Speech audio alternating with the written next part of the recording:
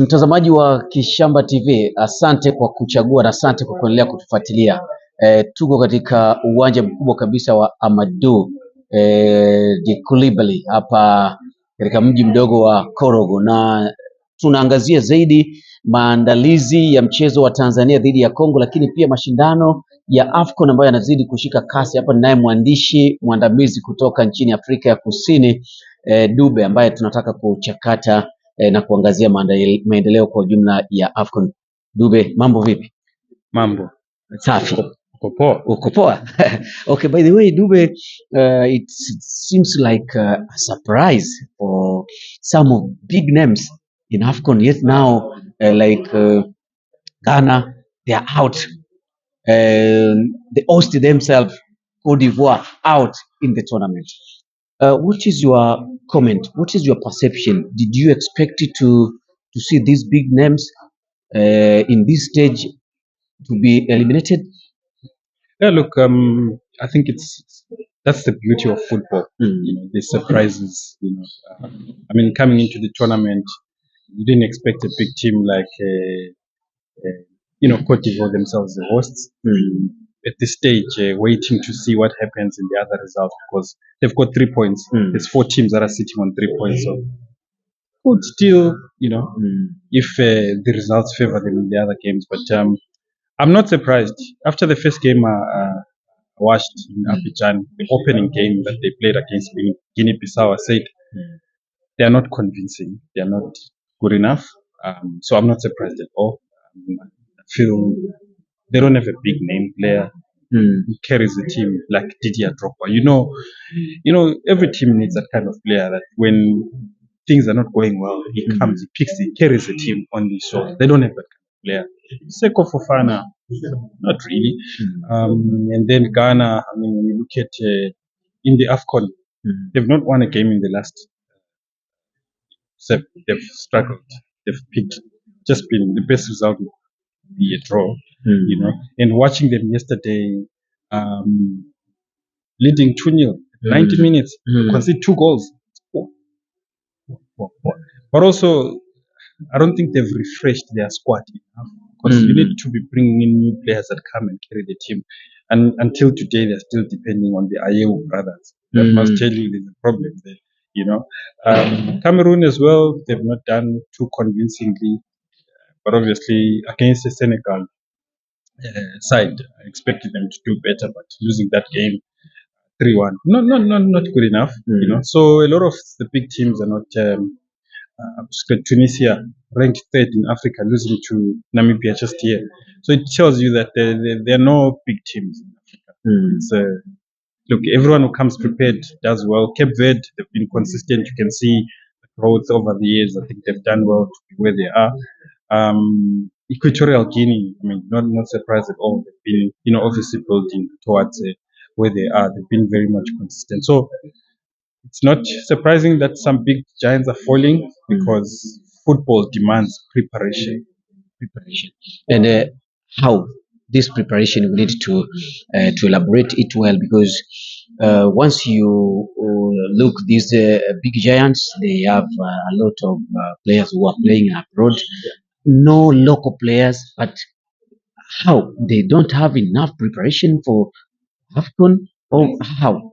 Look, I think football is a team sport. You can have 11 big stars on the pitch who play for big teams, AC Milan, all the big teams that you can name.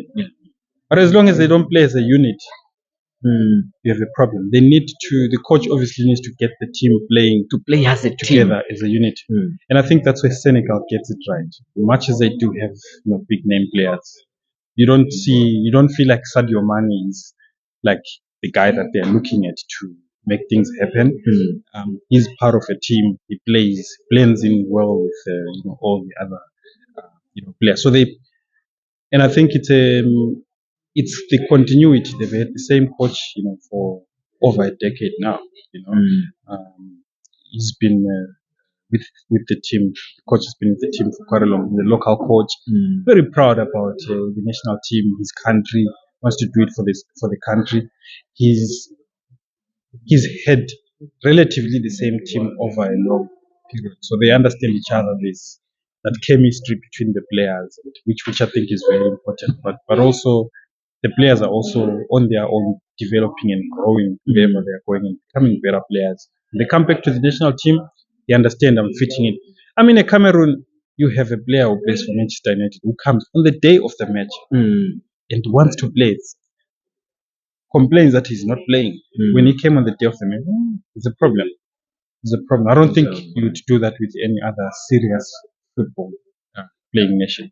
Let's discuss about the incident of some players who are playing in maybe the major leagues around, like Onana and the Salah, and sometimes like that. It seems like patriotism of these players currently is, sometimes you can say, is low. Uh, they are thinking about their clubs than their national teams. What is your comment? Look, I think the biggest example right now is Onana. He's just joined Manchester United at the start of the season. Wants to establish himself. He feels if he comes to play for his country, he's gonna lose his place there and lose his footing. So it shows you that his priority is not his national team. I mean, Afcon is the biggest tournament on the continent, and I think representing your country must be taken seriously, which I feel he doesn't. There's no way you can arrive on the last day, on the day of the match, and want to start the game. When you don't start the game, I mean, there's people that have been in camp for 2 weeks, 3 weeks. Surely it's not good for team harmony. You need peace in a team. I mean, if you come on the match day and the coach picks you ahead of someone who's been training for 2, 3 weeks, it says that person who's been training is not important. So it affects the harmony within the team. So I think it's not good. I think African players need to take their national teams seriously. But also, the African associations need to make playing for the national team a nice experience, because Onana must feel also the rewards from the national team, the insurance in case anything happens to me while I'm playing for the national team. It's not up to my club to take care of me. I mean, South Africa now has a player who couldn't come because who plays for Burnley, Lyle Foster, because of mental health issues. They said that the South African Football Association doesn't have the capacity to take care of him during this period in terms of his needs. So we must create a good environment for these players who are playing, so that they don't feel, I'm going to a lower level. No, we need to lift the level so that they know, just like a European player feels when they're going for the Euros, the big thing for them. We must make it the same for Africa. Bado tuko hapa na Dube, tunaangazia michuano ya Afcon kwa ujumla ambayo inaendelea katika hatua za mwisho za kumaliza mechi za makundi na baadaye katika hatua ya mtoano zaidi. Let's back for our national team Tanzania. One match that remains to finalize group stage tomorrow, Tanzania against DRC.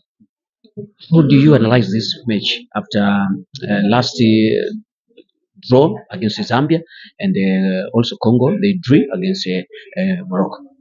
Well, look, I think looking at the first game that Tanzania played against Morocco, not a good performance by Tanzania. I mean, I expected a lot. I follow Tanzanian football a lot. I see how the clubs there are doing well. Yanga, Simba, doing very well in the Champions League and CAF Confed Cup. So I expected a lot from Tanzania.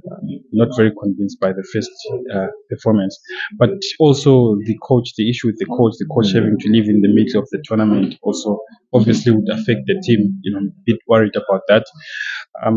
Going into the game against DR Congo, we need to fix the mistakes from the second match. I mean, when you get into the lead, you get an early goal, you then need to be able to protect your lead. I mean, you need to know how to play tournament football. It's a tournament. It's a hit and run. You need to get that result. I mean, if they were able to hold on and win that match 1-0, the story could be different now. Because going into tomorrow, you'll be thinking, okay, we need 1 point and then we can progress. So they've put themselves in a very difficult position going into this game, and it's going to be difficult because DR Congo as well they've got 2 points. They need to win this game to get to 5 points and probably finish as second or even third.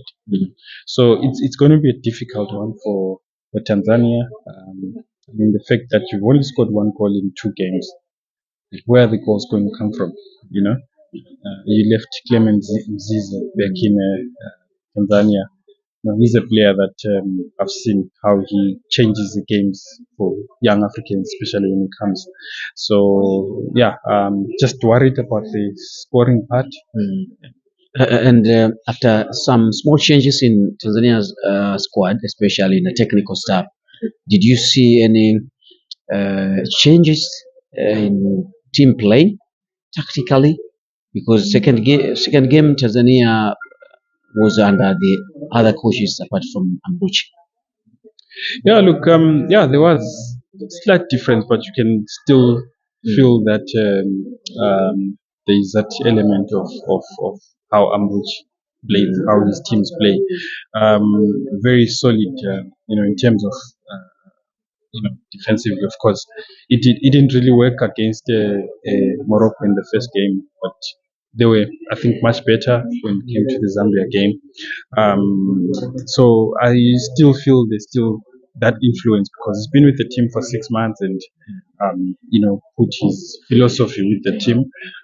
So not much of a difference, honestly. Who is your favorite in tomorrow's match? Tomorrow's match, if you ask me, I love Tanzania so much. It's my second home. But I think DR Congo will win this game tomorrow. It's going to be a narrow scoreline of 2-1, most likely. That's my prediction. DR Congo for me, Yeye anaipa nafasi DR Congo licha ya kuweka wazi kwamba bwana Tanzania ni nchi yake ya pili. Anaipenda Dube, amekuwa anakuja Tanzania mara kwa mara, lakini katika jicho la kitaalam anaiona Tanzania katika mchezo wa kesho kama ina nafasi kiduchu, vijana wanasema, ama ndogo kuweza kupata matokeo dhidi ya DR Congo. Mimi naitwa Juma Ayo, bado tuko hapa nchini Cote d'Ivoire katika finali hizi za kombe la Afcon ama michuano mikubwa kabisa ya mataifa mbalimbali barani Afrika.